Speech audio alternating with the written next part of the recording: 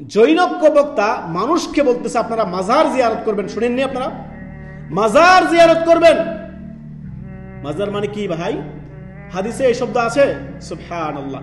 যতগুলো হাদিস আমরা ঘেটেছি সবগুলো হাদিসে নবী সাল্লাল্লাহু আলাইহি সাল্লাম কি বলেছেন? যুরুল কবর ফাইন্নাহা তুযাক্কিরুকুমুল আখিরাহ। তোমরা কবর জিয়ারত করো, এত করে তোমাদের পরকাল স্মরণ হবে। যুরুল কবর ফাইন্নাহা তুযাক্কিরুকুমুল মাউত। আপনি সামঞ্জস্য দেখেন। যেই সকল এই সমস্ত ফেমাস আর ভাইরাল বক্তারা আপনারা দেখতে পাচ্ছেন, তারা মানুষকে শিরক ঠিক, বেদাত ঠিক, সবটাই ঠিক, কবর পূজা ঠিক, মাজার পূজা ঠিক, সমস্ত শিরক বেদাত সব ঠিক।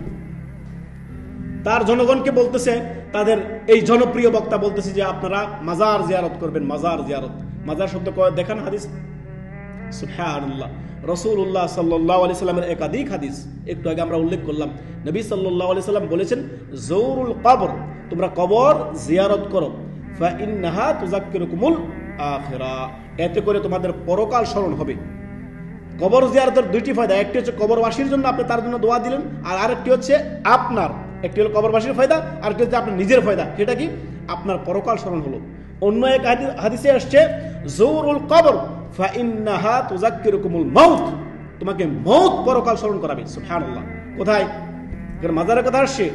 আমাদের দেশে যে সকল মাজারকে বলা হচ্ছে, দেখেন, যদি কবর জিয়ারত করতে হয়, যেই ব্যক্তিটা মাজার জিয়ারত করতেছে সেই ব্যক্তি কখনো তার বাবার কবরের সামনে গিয়ে কখনো তার বাবার কবর জিয়ারত করে না, তার দাদার কবর জিয়ারত করে না, তার যে নিকট আত্মীয় তাদের কবর জিয়ারত করতে দেখবেন না।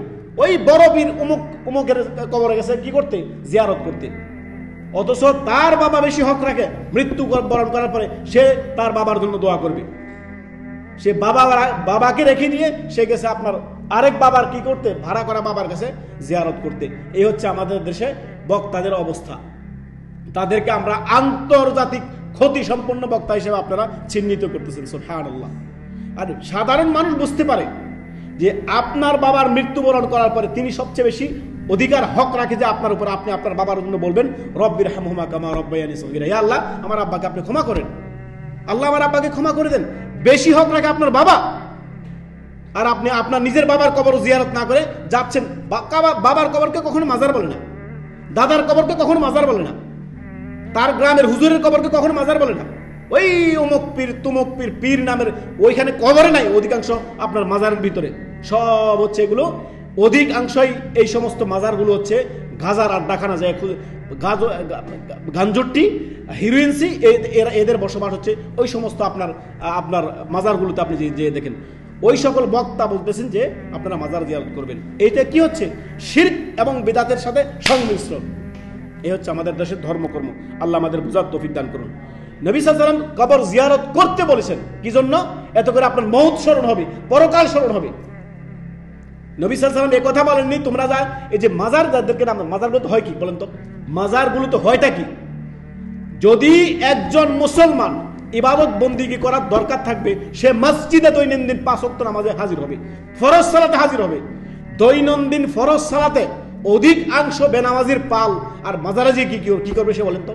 মাজারে কোনো ধর্মকর্ম করা হয়? কিসের ধর্মকর্ম সেখানে? ইবাদত বন্দিগি না, চলবে না। সালাত সিয়াম না, কোনো কিছু সেখানে হয় না।